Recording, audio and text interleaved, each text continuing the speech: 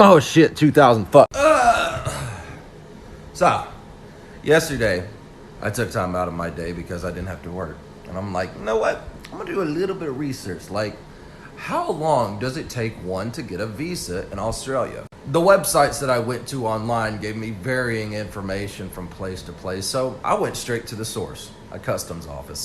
This first one came from America, and I actually called them and they said, you don't need a visa if you're visiting the US for less than 90 days. But it did not stop there, no siree. I called a customs office in Sydney, Australia on their international line, and I asked the lady there, what does it take for me to get a visa? She said I have to get a Class P work visa, which is an entertainer/athlete visa that takes up to 8 to 9 months. Caleb Finn wasn't even famous 8 to 9 months ago. So how did his manager not know that? But it wasn't gonna stop there, no siree, Bob! I wanted to know how long it takes to get from Australia to California. Precisely 16 hours and 54 minutes with a good pilot. And I've been hearing a lot of people trying to be like Riley from the first National Treasure movie saying, time zones! It's not fucking time zone related, you retard. It's measured by airspeed, or nautical miles per hour. I should know this, I'm in the fucking Air Force. Surrounding all that up, it takes about 17 hours to get from Australia to California, where a customs agent at LAX will come out and look at your passport and or visa and determine whether you're fit to enter the country or not. And if you cannot, they will detain you for about 14 hours. That is actual 100% protocol. And it takes 17 hours to get back to Australia after that detain. But he posted 2 videos in Australia in the course of 48 hours.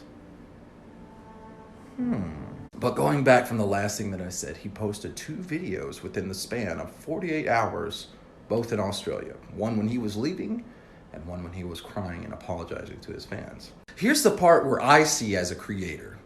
And like, I know other people can't really see because they don't really pay attention to something like this. But you can save videos! And you can post them whenever you want! It's not a new fucking invention, you guys. It's a fucking cell phone. We've had them for years. You can save videos and post them at a later time whenever you want to. That 2 videos back to back in 48 hours, that's not valid at fucking all. He could have posted that first video whenever he wanted to. Your timestamp doesn't work on this. But I digress. Cool. Shit still does not add up. But I didn't stop there. Oh, no. I got a buddy that works in customs, and I wanted to find out where he works at. Turns out, dude works at LAX. So I called him up. I'm like, man, can you give me any kind of information on this guy that you know of? Sure enough, he was like, sure, dude, I don't give a fuck. Because that's what government employees do. We don't give a fuck. No, I'm not going to give his name or his fucking information or even the recorded phone call that I had with him because, you know, it was very against his job, what he was doing. But I mean, like, when does customs ever do the right job? I mean, come on. And there wasn't anybody by the name or the alias or the resemblance of Caleb Finn that had been detained at Los Angeles International Airport within this whole month. But since when did customs actually do their job? He could have still actually been detained there. And they just didn't keep it on record because he wasn't a big enough threat. They just sent him back home. It happens all the time. So now I'm not questioning Caleb Finn as much as I'm questioning his manager. I didn't stop there, no! I looked at the whole Lights Out tour, where they were going, and how long the whole Lights Out tour is going to be. It's going to be in 5 phases, like thousands of cities in different states all around the country. So it's going to be a lot of travel. It's going to last a long time. The people that are involved are going to make a lot of money off of this. That is, when the people finish the tour. Everything else is paid for already. All the, you know, hotels are complimentary and the foods are complimentary by whoever the fuck PHA is, which I can't find any information on them. Usually a company like this would get a loan or something and then they would make whoever is involved advertise it on their pages so that people would buy tickets and then the tickets would go towards the tour and a little bit would go towards the people that are involved getting paid. Now PHA would have gone through his manager to get on this, but his manager might not be very experienced with that kind of stuff. So his manager didn't know. But what did PHA know? So that's where I started to look next, at PHA. And that's where it gets spicy. And continuing on from my last post, I'm going to give y'all a little bit of information. For years, record companies and management agencies have been getting these random pop-up companies that would come out of nowhere to run their tours. And the reason why they would hire these little pop-up companies out of nowhere is because, you know, what if something happens at the tour? What if somebody dies? the legal investigation would go on the little company and not the actual record executive or the management agency. It's a really clever little thing that the industry does, and it's also something that the military likes to call SYA, or save your ass from getting chewed out by everybody when something goes wrong. So the blame goes on the little record companies, and they get sued for like millions of dollars, and of course they can't pay that. So what do? They go bankrupt and they shut down their business. But those little businesses are always run by somebody who either knows a record executive or the management themselves. So going off of my last post, there's a couple of different ways that you can handle if a tour stops or shuts down. First off is planning ahead. How do they plan ahead? They make these tickets non-refundable. Just in case something does happen, you don't have thousands and thousands of people asking for their money back. Because either one, you already spent that money on equipment and stuff that goes into the tour, or two, you already pocketed all that shit. And you can't sue them either because that non-refundable option, it's already on there. So they already saved their asses. But who's that money go to? It goes to whoever heads the company on making that production. And guess where that money goes to? Back to the record executives and the management agency. So for those of you who know Hopsin, the rap artist, and the whole fucking bullshit behind him and his manager, it's the exact same thing. His manager would make him and his crew miss those tour dates. And when you miss a tour date, you get all that money back because you don't have to spend it on the production. Guess what? I didn't stop there. I went everywhere to try and see how long this whole tour has been planned. It's been planned for about 6 months. And for those of you who are keeping track, Caleb Finn was not famous 6 months ago.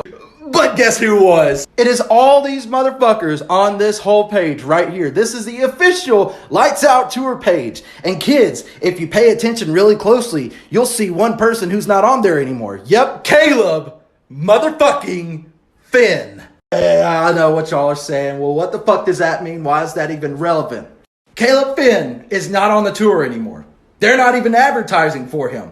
Technically, there's no proof that Caleb wasn't even on this tour. So they can use that to say, well, you bought tickets for one of the other guys and not Caleb Finn. Sorry for you, can't sue us. And guess how much those tickets were advertised for? $60 with a mandatory $25 parent ticket with no refund!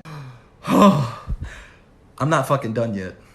I gotta go to work, but yeah, I'll be back. So if y'all remember about, 2 videos ago where I posted straight up the webpage for the fucking tour. Those kids that were on there, did y'all know any of them? Because I damn sure didn't. But no need to worry.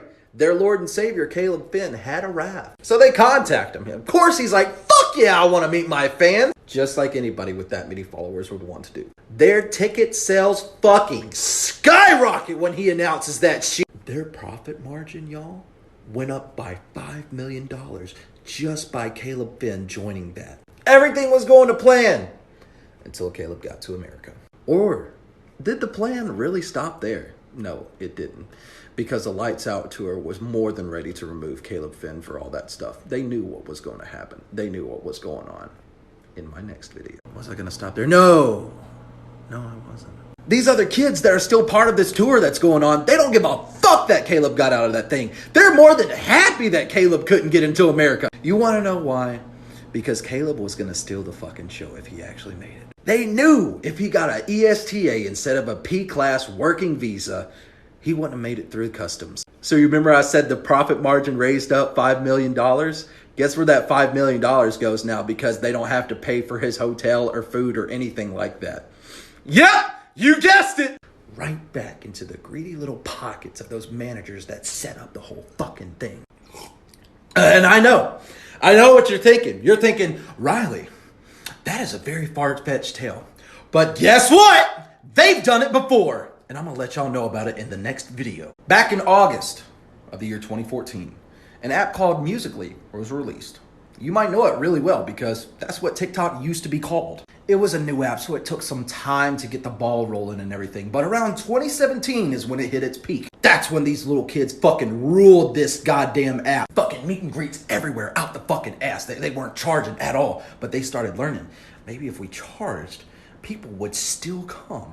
Good idea, right? Well, it was. These guys made millions of fucking dollars off of these meet and greets, and their parents were even happier because their parents were the fucking managers. That little group of people became so fucking tight with them and their parents and their managers that they became their own little small business. What would happen when they didn't like those kids anymore and a new one came along? They would take that new kid and bring him and use him just like they did Caleb Finn. And then they put the spotlight on him, making him look like the asshole. They canceled him so hard he had to get off of Musical.ly. In a continuation from my last video, what happens on this app is these little teenage boys, they get little fangirls and they get them all riled up and everything and like, oh, somebody's attacking me, help! And they go straight for the throats on their page and they report the shit out of it.